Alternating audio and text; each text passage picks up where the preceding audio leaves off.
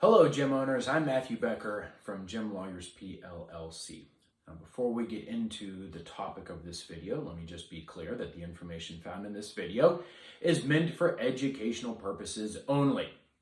Nothing in this video can be relied upon as legal advice. Nothing in this video creates any kind of attorney-client privilege between you and my firm. Your situation is different from everybody else's, and the law may or may not apply to your situation.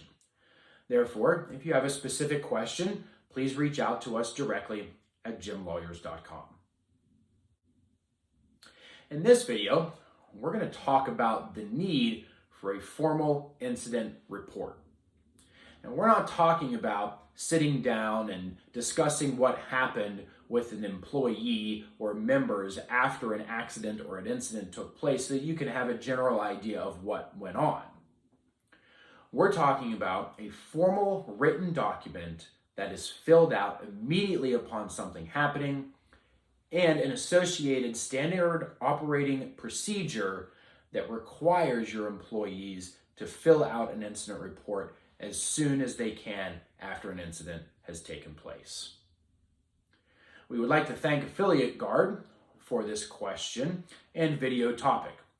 Affiliate Guard is an insurance company that provides specific policies to micro gyms. Situations like this are things that Affiliate Guard deals with all of the time.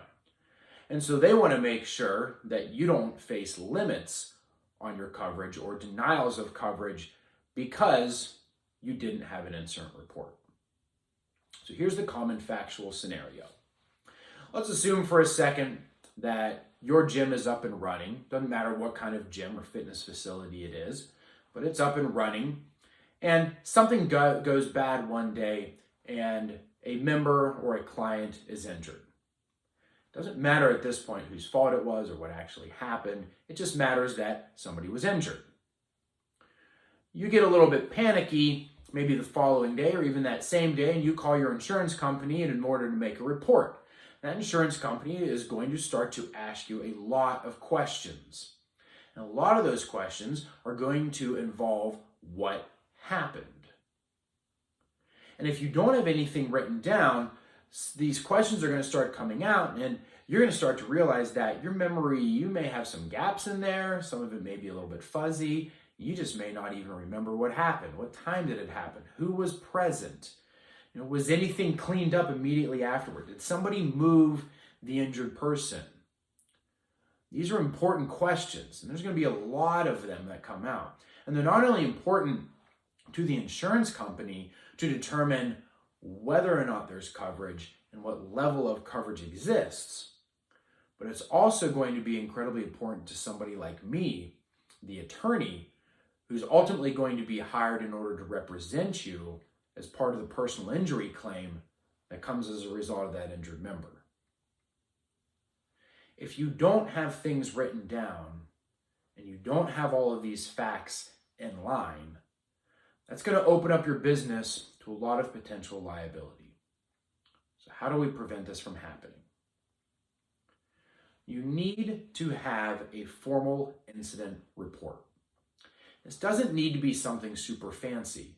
It basically just needs to be a written document that answers the questions of who, what, when, why, and how something happened at your gym and asks that it be filled out in as much detail as possible.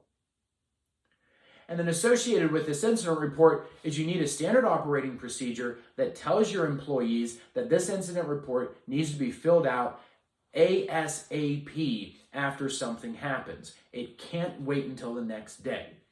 The further away you get from the situation, the further away your employee gets from the situation, the more the memory fades. And that's going to cause a problem. So immediately upon anything happening, the employee needs to have access to this incident report.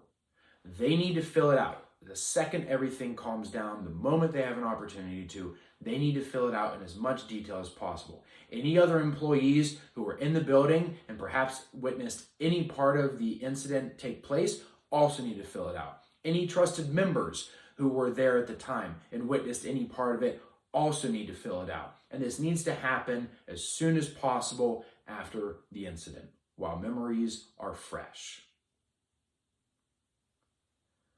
Having a formal incident report can really save your business.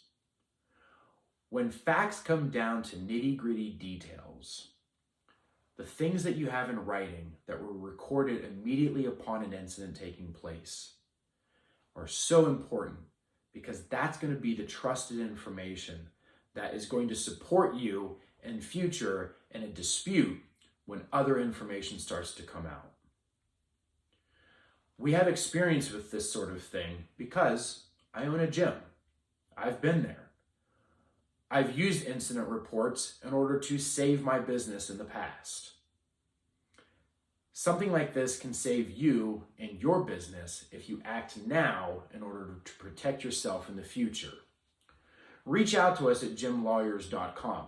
We can either help you draft an incident report, or we can review the incident report that you currently have to make sure that it is the best to protect you and your business.